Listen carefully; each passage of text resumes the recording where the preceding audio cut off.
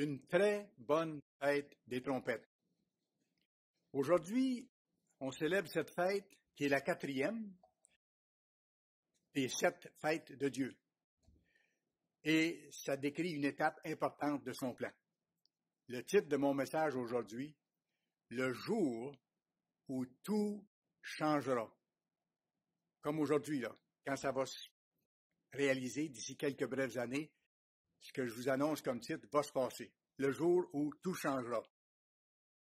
Voyons pour commencer le commandement qui nous ordonne de célébrer cette fête dans Lévitique. Lévitique, le chapitre 23, s'il vous plaît.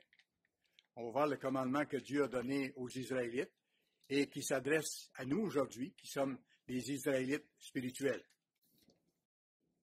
Lévitique, chapitre 23. Lisons les versets 23 et 24. L'Éternel parla à Moïse et dit, « Parle aux enfants d'Israël et dit, le 7e mois, le premier jour du mois, comme aujourd'hui, vous aurez un jour de repos. C'est un grand sabbat. Publié au son des trompettes. » Et on va voir dans le message aujourd'hui pourquoi c'est indiqué de cette façon-là. Et une sainte convocation. C'est ce que nous faisons en ce moment pour obéir au grand Dieu de l'univers qui nous a appelés à connaître la vérité. Et c'est intéressant parce que quand vous regardez dans la version King James de la Bible, le même passage, ça fournit une précision intéressante. Ça dit « A memorial of blowing of trumpets ». C'est-à-dire que la journée d'aujourd'hui, c'est un mémorial, un rappel de se souvenir de quelque chose. C'est un mémorial du son des trompettes. Et on va voir pourquoi tantôt. C'est un rappel du son des trompettes qui vont sonner. Vous savez, règle générale, quand on parle d'un mémorial, c'est qu'on parle de quelque chose de passé. Mais dans ce cas-ci, c'est spécial parce que ça parle de quelque chose qui s'en vient, qui est juste devant nous, d'ici quelques brèves années. La Pâque, par exemple, nous rappelle le sacrifice de Christ qui s'est offert il y a environ 2000 ans. Ça, c'est le mémorial de quelque chose de passé. Mais pour la fête d'aujourd'hui, ça nous commande de nous souvenir d'événements futurs qui ne se sont pas encore réalisés, mais qui vont arriver bientôt. Pourquoi est-ce que Dieu fait les choses de cette façon-là et qu'il nous demande de nous rappeler des choses qui s'en viennent, qui sont juste devant nous? C'est parce que c'est d'une extrême importance que nous sachions d'avance ce qui vient, pour être capable de nous préparer quand les choses vont arriver. Exactement. L'accomplissement prochain des prophéties annoncées par la fête des trompettes, ça c'est aussi certain que l'accomplissement de la Pâque qui avait été annoncé longtemps d'avance et qui s'est réalisé tel qu'annoncé. Alors là, aujourd'hui, nous sommes rendus au premier jour du 7e mois du calendrier sacré de Dieu. Et c'est un rappel, un mémorial du son des 7 trompettes qui vont réellement sonner dans les temps juste devant nous. Ces 7 trompettes vont vraiment retentir avec un éclat foudroyant sur toute la terre. Quand? Au cours de la dernière année des 3 années et demie de la grande détresse qui approche.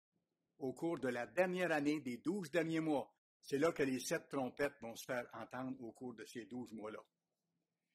Et c'est le Christ lui-même qui révèle à ses serviteurs fidèles et qui nous donne aujourd'hui, à nous, qui devons être ses serviteurs fidèles, il révèle les choses qui approchent et celles qui vont se produire juste avant son retour sur la terre, tel qu'il a promis. Reportez-vous à Apocalypse, s'il vous plaît. Le livre d'Apocalypse au 5e chapitre.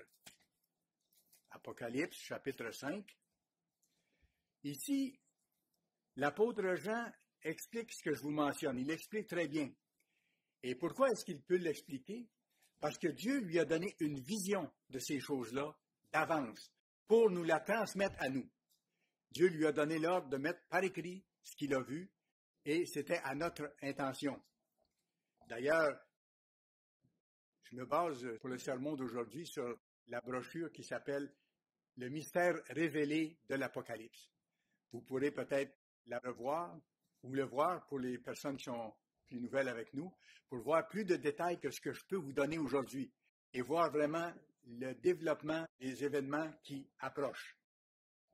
Alors, Apocalypse 5, verset 1. Puis je vis dans la main droite de celui qui était assis sur le trône, donc de Dieu le Père. Là, je vous parle de la vision de Jean, et il a écrit ce qu'il a vu. Puis je vis dans la main droite de celui qui était assis sur le trône, dans la main droite du Père, un livre écrit en dedans et en dehors, et scellé de 7 sceaux. Bon, verset 4 ici. Qu'est-ce qui s'est passé après que Jean a eu vu le livre dans la main du Père? Verset 4. Et je pleurai beaucoup de ce que personne ne fut trouvé digne d'ouvrir le livre, ni de le regarder. Et regardez le verset 5, ce qui s'est passé à ce moment-là dans sa vision. Et l'un des vieillards me dit, ne pleure point. Voici, le lion de la tribu de Juda, le rejeton de David, c'est-à-dire le Christ, a vaincu pour ouvrir le livre et ses 7 sceaux, pour en révéler la signification, ce qui nous est merveilleusement transmis aujourd'hui. Alors, voyons maintenant l'ouverture du premier sceau. Allons à Apocalypse, chapitre 6. Apocalypse, chapitre 6, verset 1. Je regardai, quand l'agneau, le Christ, ouvrit un des 7 sceaux, le premier, et j'entendis l'un des 4 êtres vivants qui disait, comme d'une voix de tonnerre, « Viens !» Je regardai, et voici parut un cheval blanc. Celui qui le montait avait un arc, une couronne lui fut donnée, et il partit en vainqueur et pour vaincre. Vous savez déjà qu'il s'agit du grand faux prophète du temps de la fin. C'est un loup, en fait, qui se présente et qui va se présenter sous des apparences d'un agneau. Reportez-vous, maintenant, on va voir le lien avec 2 Thessaloniciens, chapitre 2. 2 Thessaloniciens, chapitre 2, où il est question de ça, avec des précisions. 2 Thessaloniciens, chapitre 2, on voit qu'au verset 1, Paul dit, pour ce qui concerne l'avènement du Seigneur Jésus-Christ. Donc, ce que Paul parle ici, c'est du retour de Christ. Allez maintenant au verset 3 et 4, dans le contexte du retour de Christ. Que personne ne vous séduise, d'aucune manière, car il faut que l'apostasie soit arrivée auparavant, et qu'on ait vu paraître l'homme impie, le fils de la perdition, l'adversaire qui s'élève au-dessus de tout ce qu'on appelle Dieu et de ce qu'on adore.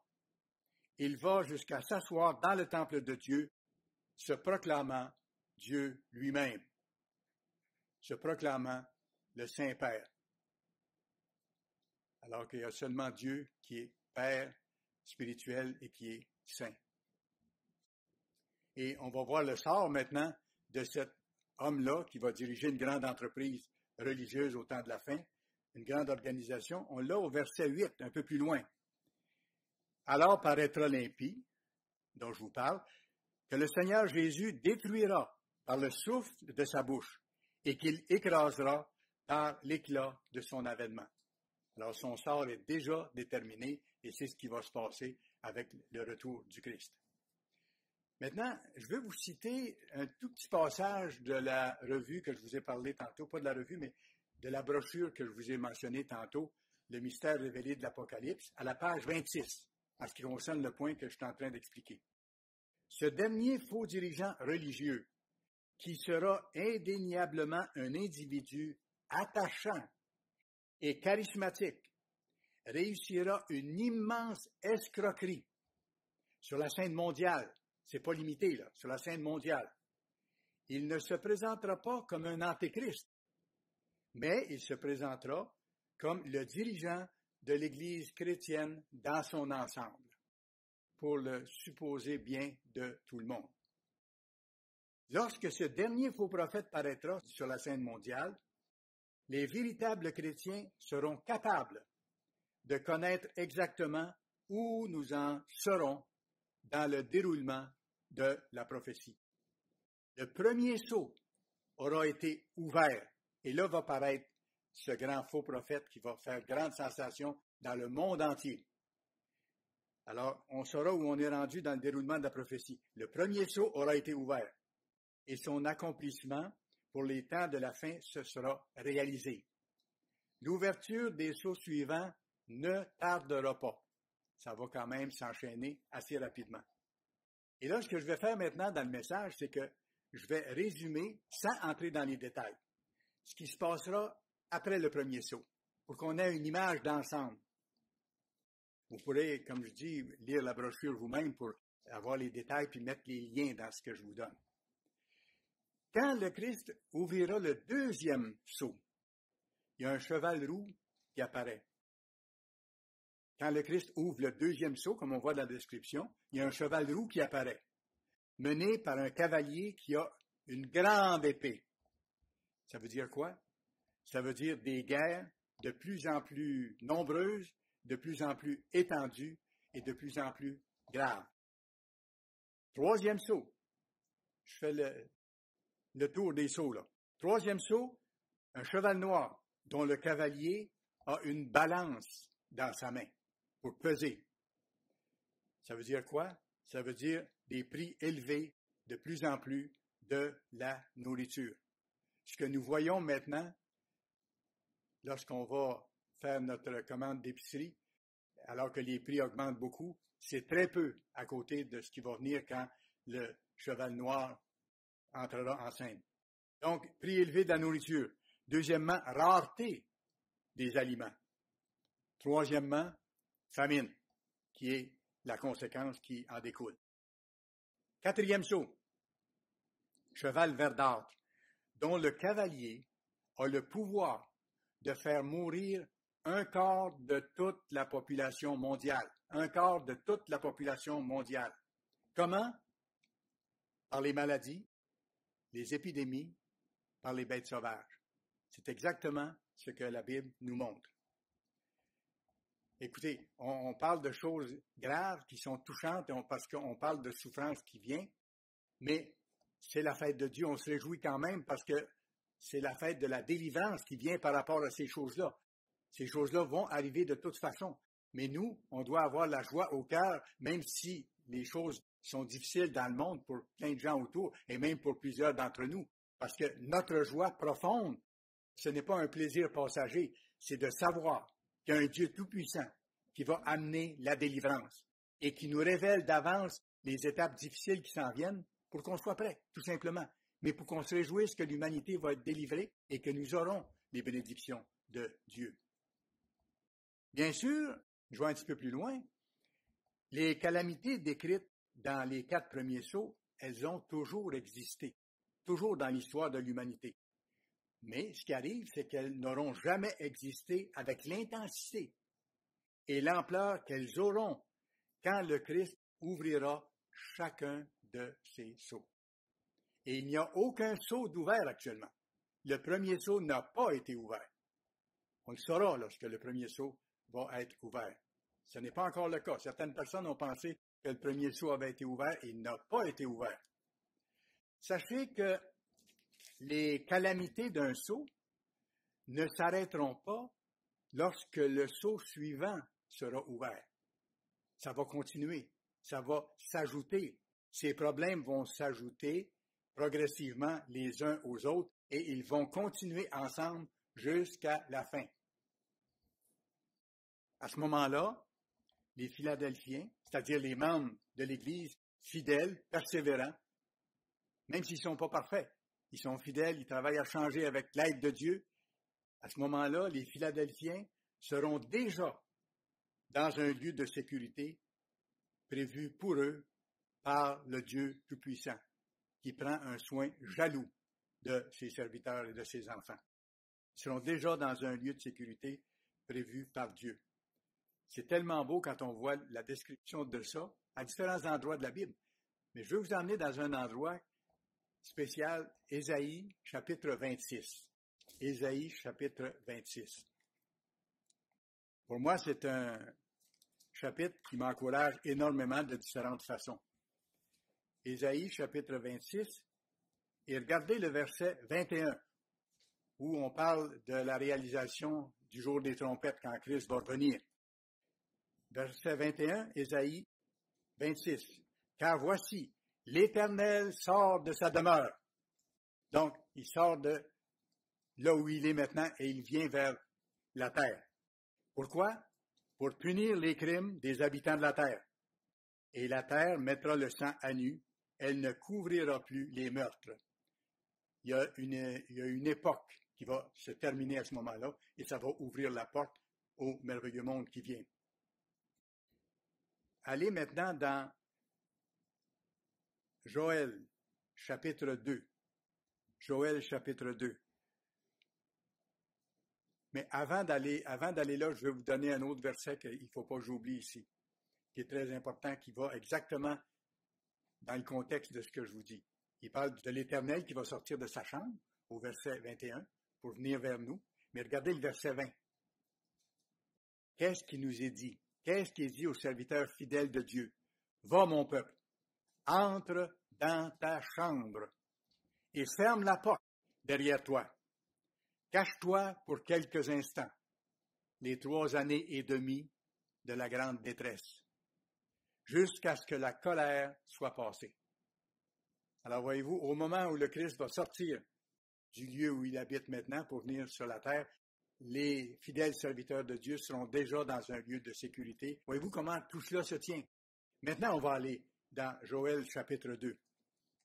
Joël chapitre 2, où on voit que le même phénomène est décrit. Joël chapitre 2, après le livre d'Osée. Joël chapitre 2, et on va lire le verset 16. Ça parle de la même chose. Le peuple de Dieu rassemblé à un endroit, ensemble, qui va faire des choses spéciales à ce moment-là. Assembler le peuple et former une sainte réunion. La sainte réunion de Dieu sera dans le lieu de sécurité. Ce sera la famille de Dieu sous l'aile de Dieu. Assembler les vieillards, assembler les enfants, même les nourrissons à la mamelle. Et qu'est-ce qui se passe à ce moment-là, au moment où la famille de Dieu est dans cette condition-là? Que l'époux sorte de sa demeure et l'épouse de sa chambre. Voyez-vous, que le Christ sorte de sa demeure et que l'épouse qui aura été dans sa chambre, dans le lieu de protection, sorte pour aller à la rencontre de l'époux. Voyez-vous comment ces versets-là vont ensemble et vous donnent une image formidable du plan que Dieu a pour le futur, pour ses enfants. Et ça, ce que je vous dis là, ça correspond à un autre verset aussi. Vous le mettrez ensemble, vous pourrez reprendre l'étude. Apocalypse, chapitre 12. Allez au livre de l'Apocalypse, chapitre 12. Et nous allons lire le verset 14, où on parle de ce qui va arriver à l'épouse, qui va entrer dans sa chambre pour être protégée pendant 3 années et demie. Apocalypse 12, verset 14. Et les 2 ailes du grand aigle furent données à la femme, à la petite fiancée du Christ, les membres fidèles de l'Église. Et les 2 ailes du grand aigle, signifiant une délivrance, une protection du grand aigle, furent données à la femme, afin qu'elle s'envole au désert, vers son lieu, où elle est nourrie 1 temps, 1 année, des temps, 2 années, et la moitié d'un temps, 1 demi-année, 3 années et demie, loin de la face du serpent. Ça correspond exactement à ce que Joël 2, 16 mentionne. Voyez-vous comment tout tombe en place? J'ai essayé dans le sermon de simplifier les explications, mais qu'on voit la trame qui se déroule dans ces événements-là. Gardez votre place ici, on va aller plus loin maintenant. Après les 4 premiers sauts, après l'entrée en action des 4 cavaliers de l'Apocalypse, nous arrivons maintenant au 5e saut. Le 5e saut, c'est quoi? C'est la grande tribulation. Et pour bien situer les choses, je vais vous citer une petite partie à la page 30 de la brochure « Le mystère révélé de l'Apocalypse ». Cette époque de trouble sera assurément une époque de grandes persécutions religieuses, où tous les gens seront forcés de se conformer aux pratiques d'une fausse religion étiquetée comme chrétienne.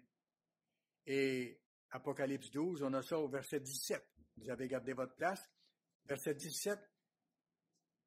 Et le dragon, donc Satan, fut irrité contre la femme, c'est-à-dire contre ceux de l'Église qui seront restés derrière, parce qu'ils n'étaient pas assez zélés, parce qu'ils n'ont pas travaillé assez à changer, parce qu'ils n'ont pas pris les choses assez au sérieux. Et le dragon fut irrité contre la femme, et il alla faire la guerre au reste de sa postérité. Voyez-vous, ceux qui seront restés derrière, qui ne seront pas au lieu de sécurité. À ceux qui gardent les commandements de Dieu. Bien sûr, ce sont des gens qui croient à Dieu, qui croient aux commandements, qui les gardent dans une certaine mesure. Pas parfaitement, peut-être de façon molle ou négligente, mais ils ont les commandements de Dieu, ils ont le témoignage du Christ. Et qui retiennent le témoignage de Jésus. Ils savent ces choses-là.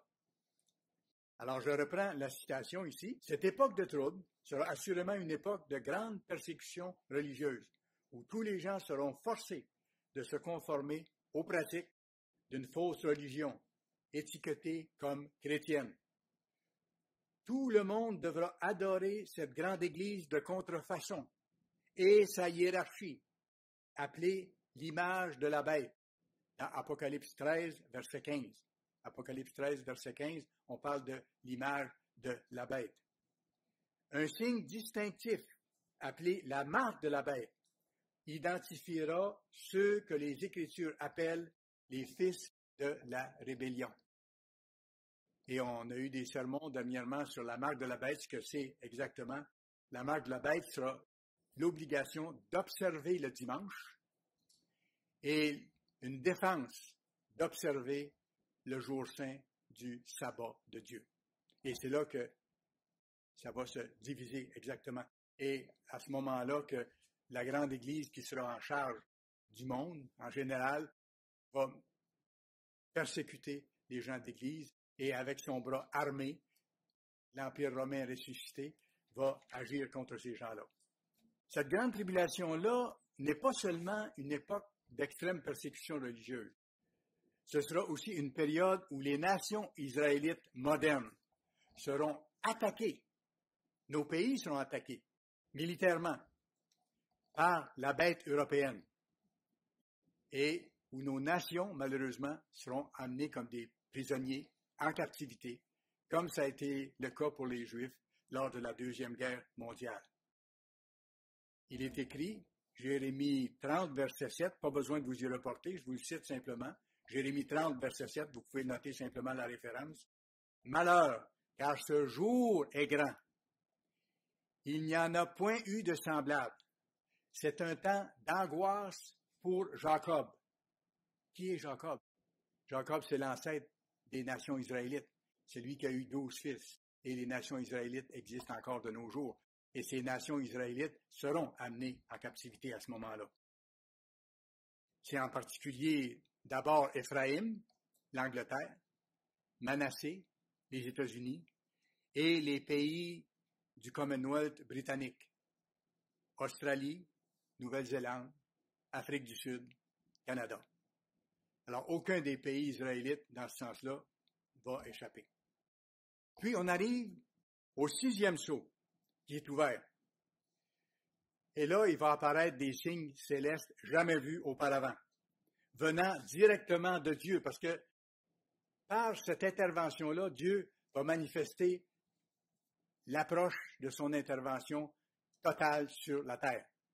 Alors, il va secouer le pommier, si vous voulez. Il va annoncer son intervention directe. Pluie de météores, soleil devenant sombre, lune devenant couleur de sang, grandes éruptions volcaniques, forte activité sismique. Et on voit ça dans Joël, chapitre 2. Allez à Joël maintenant, où ça parle de certains de ces phénomènes-là qui vont arriver.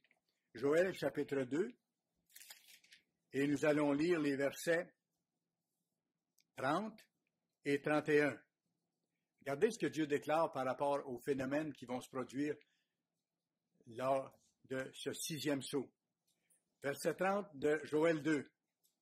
Je ferai paraître des prodiges dans les cieux et sur la terre, du sang, du feu et des colonnes de fumée.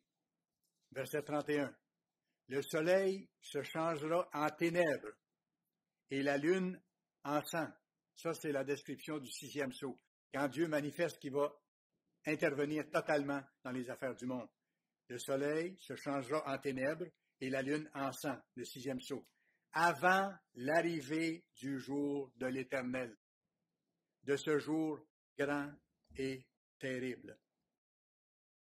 Voyez-vous comment tout se tient et que tout nous est annoncé. Pourquoi est-ce que Dieu va faire ça? Pour attirer totalement l'attention de tous les êtres humains sur la face de la terre. Et tout cela va préparer le 7e sceau, qui est d'une importance capitale, c'est-à-dire celui qu'on appelle le jour de l'Éternel, ou le jour du Seigneur. Ça, c'est le vrai jour du Seigneur. Le jour du Seigneur, dans la Bible, c'est pas le dimanche. C'est son année d'intervention au temps de la fin. C'est le temps de la colère de l'agneau. Les 7 trompettes successives, ce sont les 12 mois qui vont précéder le retour du Christ. Allez maintenant dans Apocalypse, chapitre 8.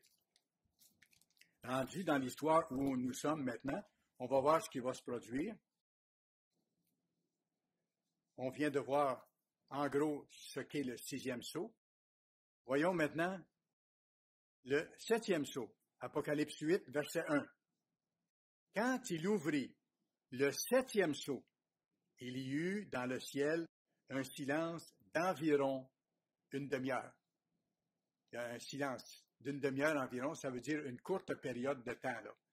Ce n'est pas une demi-heure de 30 minutes, je pense que c'est une courte période de temps. Et là, je me réfère encore à la brochure « Mystère révélé de l'Apocalypse » et je vous cite dans la page 31, le passage suivant à ce sujet-là. Arrivé à ce point du récit, il y a une pause dans l'action. Apocalypse 7, versets 3 et 4. Apocalypse 7, versets 3 et 4. Lisons les versets 3 et 4. Ne faites point de mal à la terre, ni à la mer, ni aux arbres, jusqu'à ce que nous ayons marqué du sceau le front des serviteurs de notre Dieu. Et j'entendis le nombre de ceux qui avaient été marqués du sceau, 144 000, de toutes les tribus des fils d'Israël. Et après, il passe en revue les tribus en mentionnant qu'il s'agira de 12 000 de chaque tribu. Je reprends ma petite citation pour qu'on se situe très bien. Arrivé à ce point-ci du récit, au 7e sceau, il y a une pause, comme on vient de voir. Et Apocalypse 7 explique clairement le but de cette pause, comme on l'a vu. Avant que la colère de Dieu ne se répande, 144 000 saints des 12 tribus d'Israël seront marqués d'un sceau afin d'être épargnés des châtiments que Dieu prépare pour l'ensemble de l'humanité à ce moment-là. Qu'est-ce qui sera en cours d'exécution à ce moment-là? 2 ans et demi après le début de la grande détresse, parce que là, dans le temps, on est rendu 2 ans et demi après le début de la grande détresse. On arrive aux trompettes, la dernière année. Il y a 4 choses principales qui vont avoir cours à ce moment-là. Premièrement, les membres fidèles et persévérants de l'Église seront encore dans le lieu de sécurité où ils seront protégés et nourris, comme on a vu. Première chose. Deuxième chose, les 2 témoins de Dieu qui seront à Jérusalem vont continuer d'expliquer ce qui se passe et ce qui va arriver, parce qu'ils l'ont fait eux autres depuis le début des 3 années et demie. Là. Alors, ils vont continuer à l'expliquer. Troisième chose, la bête européenne, l'Empire romain ressuscité, aura pris charge de Jérusalem depuis 2 ans et demi. Alors, la bête européenne, l'Empire romain ressuscité, aura pris charge de Jérusalem depuis 2 ans et demi. Quatrièmement, le pape se sera installé à Jérusalem ou bien il y sera directement impliqué. Et là, je vais vous montrer quelque chose qui va peut-être vous surprendre, mais que ce sont des documents officiels qu'on peut retracer. Tout est déjà en place pour ça. Tout est déjà en place pour ça, pour que la papauté s'implique directement. Le 30 janvier 2013, le journal israélien Israël Hayom a publié cette information, et je cite. L'État d'Israël vient d'attribuer au pape un siège officiel dans la salle où, semble-t-il, a eu lieu le dernier souper du Christ, sur le mont Sion à Jérusalem. C'est pas peu de choses, là. On voit pas ça passer dans les nouvelles facilement, mais ça s'est produit et ça a un rapport direct avec la prophétie.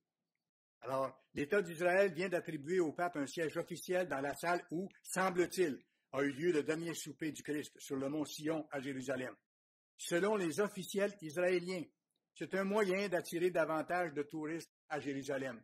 Voyez-vous, eux voient ça de cette façon-là, mais ils ouvrent la porte en faisant ça à ce que la prophétie se réalise exactement comme elle a été écrite. Fin de la citation. Même si le Vatican n'a pas plein contrôle sur ce site, cette invitation-là lui accorde un minimum de contrôle, y compris le pouvoir présentement d'y célébrer la messe à volonté. Le Israel National News du 1er février 2013 précisait que ce contrôle sur la chambre haute constitue un pas de plus en vue d'obtenir le contrôle sur 28 autres sites à Jérusalem. Voyez-vous comment les choses s'enchaînent et comment ça va dans la même direction et que tout, comme je vous disais, est en train de tomber en place. Voyons maintenant ce qui va se passer quand le Christ ouvrira le septième sceau. Le septième sceau. Apocalypse 8, verset 1. Je reviens à ça, je vous l'ai mentionné tantôt. Quand il ouvrit le septième sceau, il y eut dans le ciel un silence d'environ une demi-heure. Et c'est là que 12 000 de chacune des 12 tribus seront marqués pour avoir une protection particulière. Verset 2. Et à ce moment-là, après qu'il y a eu le marquage de ces 144 000, verset 2, je vis les 7 anges qui se tenaient devant Dieu, et 7 trompettes leur furent données. 7 trompettes leur furent données. Voyons maintenant ce qui se passe lorsque ces trompettes-là retentiront et qu'elles seront entendues à la grandeur de la planète. Verset 6. Et les 7 anges qui avaient les 7 trompettes se préparèrent à en sonner. Verset 7.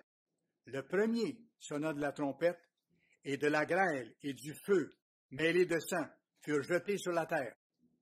Le tiers de la terre fut brûlé, le tiers de la planète fut brûlé, le tiers des arbres fut brûlé, et toute herbe verte fut brûlée. Écoutez, ça ne sera pas difficile lorsque ça se réalise, parce que rappelez-vous que les 2 témoins auront déjà arrêté la pluie depuis longtemps auparavant. Donc, tout sera d'une extrême sécheresse. On voit au cours des dernières années comment nos forêts brûlent facilement lorsqu'il y a une sécheresse qui précède certaines situations. Là, il y aura eu absence de pluie pendant très longtemps. Alors, quand ça va arriver, ce sera terrible. On peut comprendre qu'un tiers des arbres et que toute herbe verte sera brûlée. Maintenant, je résume à présent les événements catastrophiques sans pareil qui vont s'abattre dans le monde successivement au son de chacune des trompettes. Je reviens là-dessus au cours des 12 derniers mois avant le retour de notre grand roi. Je vous donne rapidement. Les 7 trompettes, c'est le jour du Seigneur, c'est la dernière année avant le retour de Christ. Quand la première trompette va sonner, il y aura un tiers des forêts et des prairies qui seront brûlées, comme on vient de voir. Deuxième trompette, il y a le tiers de la mer qui sera changé en sang. Le tiers de la mer qui sera changé en sang. Troisième trompette, Un tiers des rivières seront contaminées. Un tiers des rivières seront contaminées. Quatrième trompette. Un tiers du soleil et de la lune et des étoiles sera obscurci. Tout va devenir ténébreux. Cinquième trompette. C'est là que la bête attaque les nations orientales pendant 5 mois. Ce que je vous mentionne maintenant, vous pourrez l'étudier en détail. C'est passionnant. Quand on lit la brochure que je vous ai mentionnée, vous allez retrouver ces choses-là dans l'ordre avec beaucoup plus de détails. Alors, cinquième trompette, donc, la bête européenne attaque les nations orientales et cette attaque-là dure pendant 5 mois. Tout de suite après, vous avez la réaction des nations de l'Est. Et c'est là qu'il y a une armée de 200 millions de soldats qui s'avancent. Et c'est à ce moment-là qu'il y a un tiers de l'humanité qui meurt.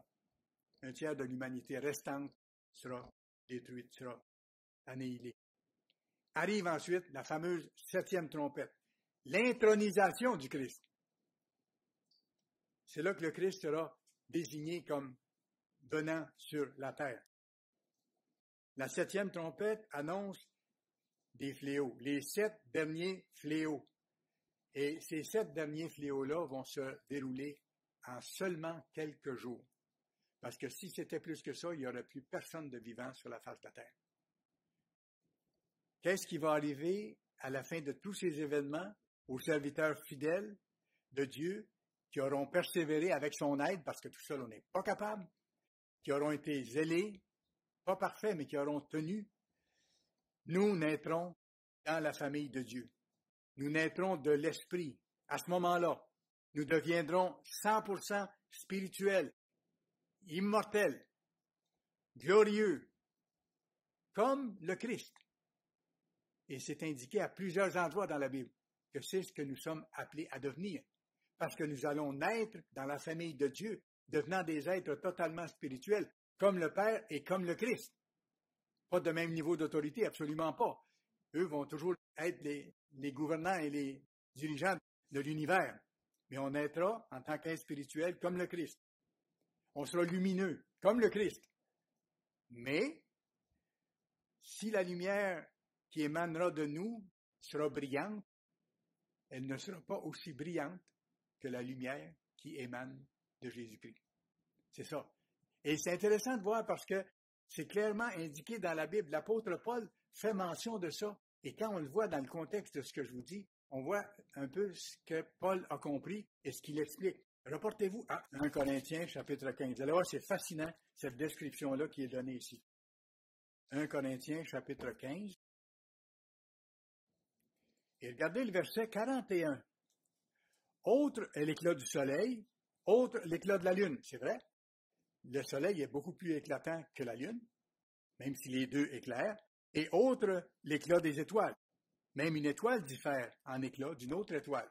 C'est vrai, on regarde le soir, il y a des étoiles qui sont plus pâles, d'autres sont beaucoup plus éclatantes. Verset 42. Ainsi en est-il de la résurrection des morts. Voyez-vous, il fait un lien entre ça et la résurrection des fidèles serviteurs de Dieu, qui seront transformés en êtres spirituels. Le corps est semé corruptible, il ressuscite incorruptible, devenu immortel. Il est semé méprisable, il ressuscite glorieux, lumineux. Il est semé infirme, il ressuscite plein de force.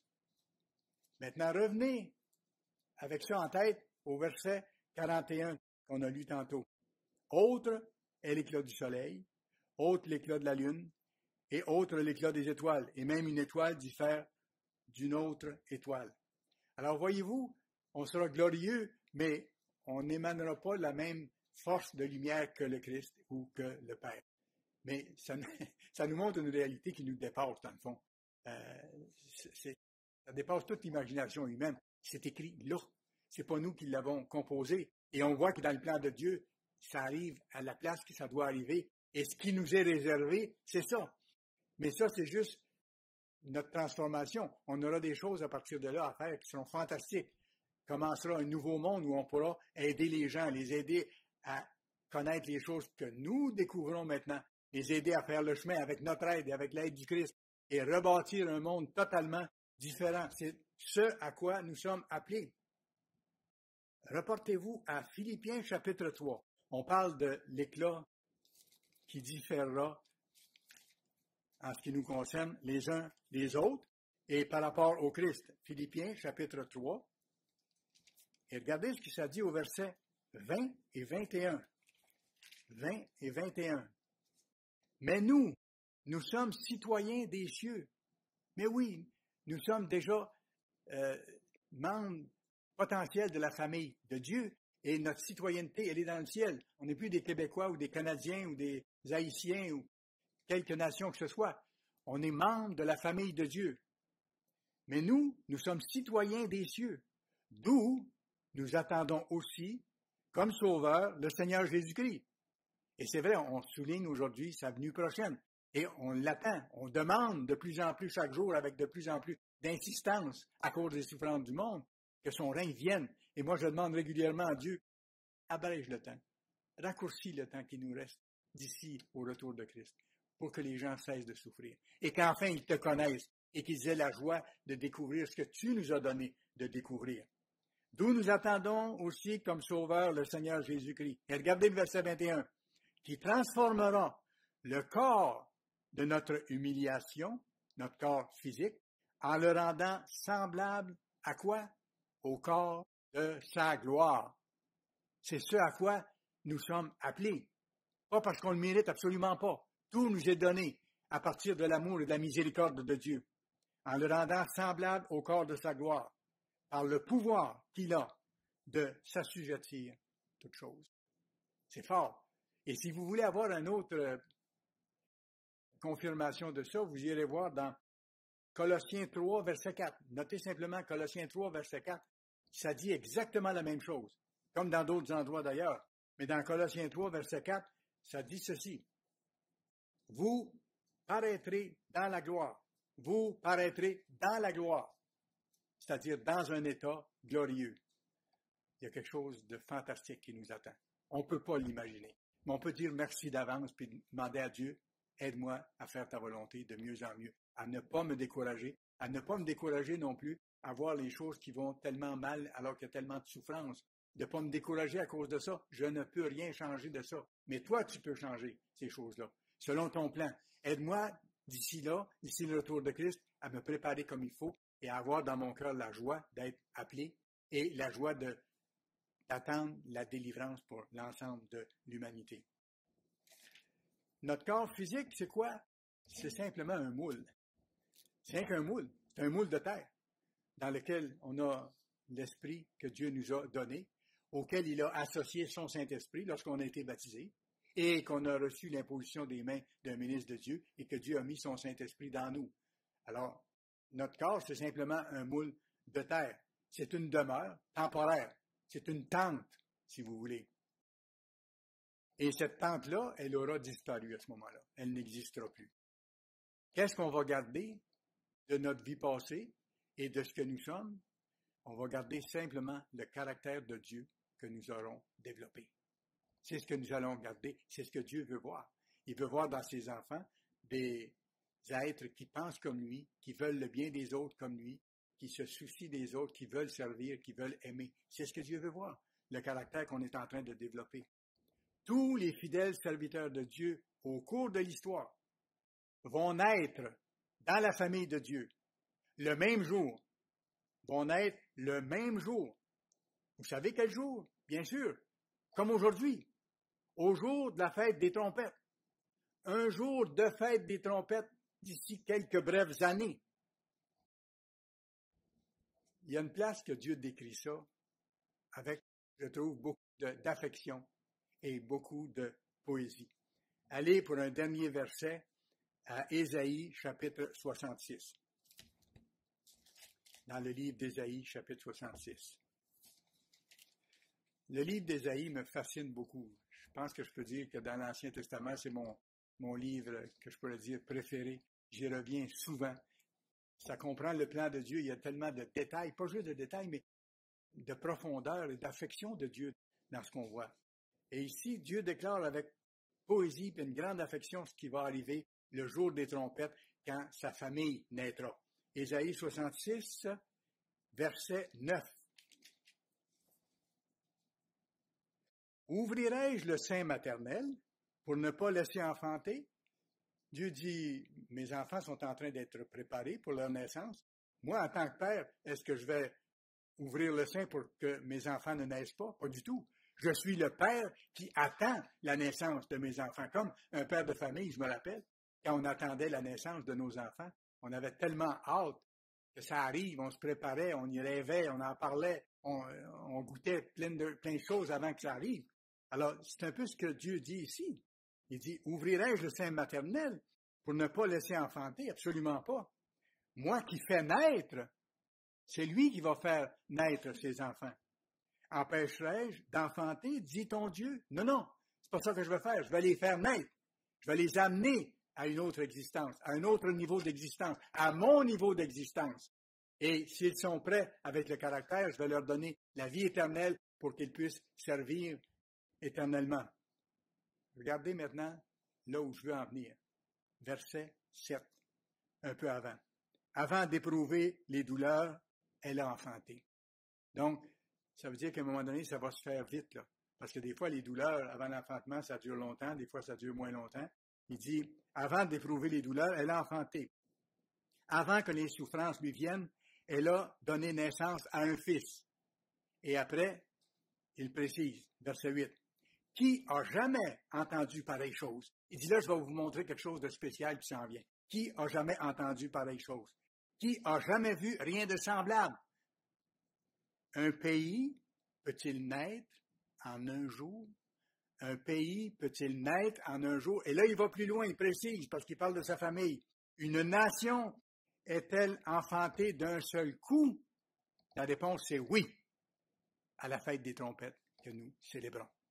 C'est ce qu'il est en train de dire ici. C'est pour ça que je vous dis que je trouve qu'il y a beaucoup d'affection là-dedans, d'affection paternelle, et il y a beaucoup de poésie dans ce qu'il est décrit ici. À peine en travail, Sion a enfanté ses fils.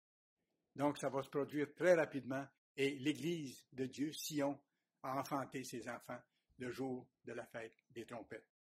Une année qui vient dans peu de temps. Le jour où la fête des trompettes va se réaliser, le jour où absolument tout va changer, à faire rêver de ce qui vient.